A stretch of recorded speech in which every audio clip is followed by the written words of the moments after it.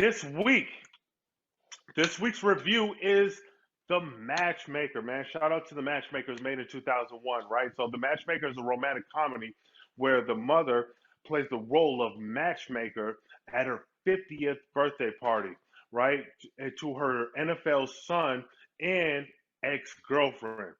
All hell breaks loose, though, when her son brings his unexpected fiance to the party. So this was directed and written by Tamara Hill. So shout out to Tamara Hill. She's known for The Love of the King, the Christmas movie musical that was made in 2001, and My Sister's Keeper in 2010. The cast, let's jump into the cast. The cast includes Trae Ireland. Trae Ireland, he plays the role of Jonas Johnson. Next, we have Shirley Murdoch. Shirley Murdoch plays the role of Flo Johnson, the wonderful gospel and R&B singer Shirley Murdoch. She has one of my favorite joints. I don't know if y'all know this joint. You're gonna have to excuse my singing, but here we go. Shirley Murdoch had "As We Lay, We Forgot About Stop. Tomorrow." Okay, my bad. I'll stop. All right, you're right. So that's Shirley Murdoch. Next, we have Lester Barrie. Shout out to Lester Barrie. He plays the role of Johnny Johnson. Next, we have Teresa Sykes. She plays Barbara Daniels. Next, we have, here we go, Bathsheba Nichole Adams. Nailed it. She played Jasmine Rodriguez. Shout out to Bathsheba. And lastly, we have Dawn Halfkenny. She plays Lisa. Let's move on to hits and misses. Hits and misses. We're going to start off with the hits, of course. Great cast and great acting. Like, this was dope. I was feeling it, period. The score was fire. The music was on point throughout the entire time of the film. So shout out to whoever produced the music and the score of this film because you did your thing. Next, Teresa Sykes and Lester Barrie. Y'all had a dynamic chemistry and your comedic timing was like super effortless.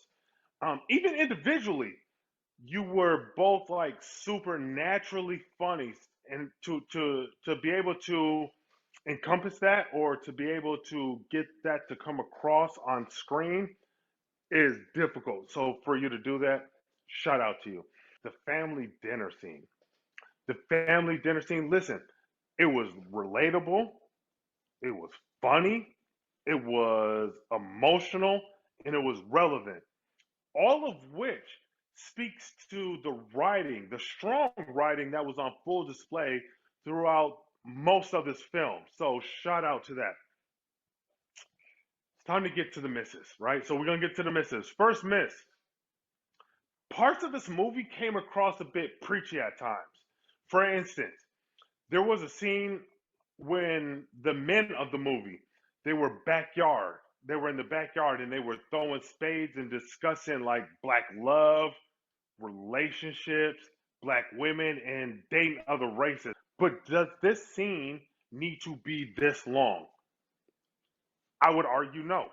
And because it was that long, it came across a bit preachy. Next, I think would be the characters of Jonas and Johnny Johnson, right? So they were the brothers. They go to their local trap house, right?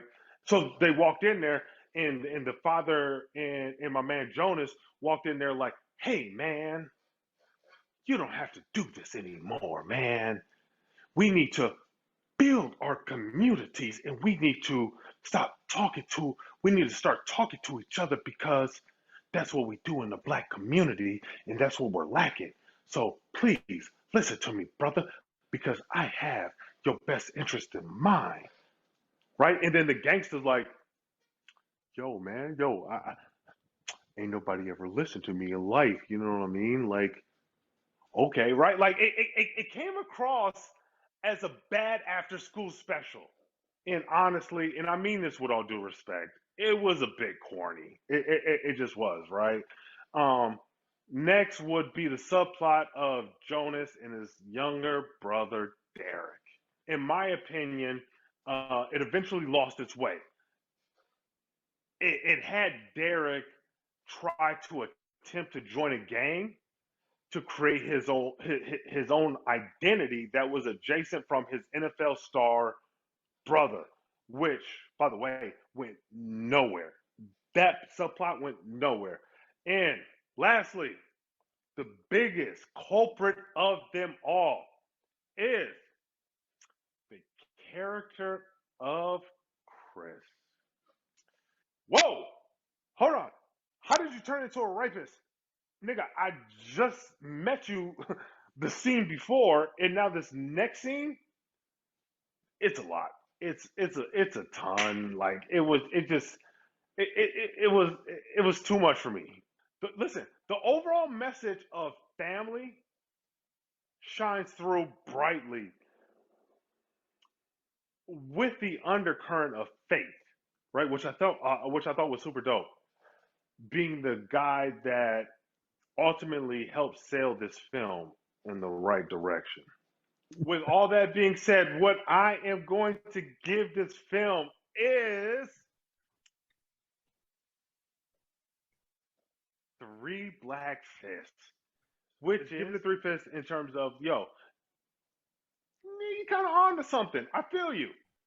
Let's just tighten it up in the third act. So, anyways, D.O. Double Man, I appreciate you. Listen, if anybody wants uh, a movie, their movie reviewed, if you know a movie that you would like reviewed, that's where I come in at, right? Like I'm the hood movie critic. This is what I do. Hit me at D Jones Reviews on Instagram.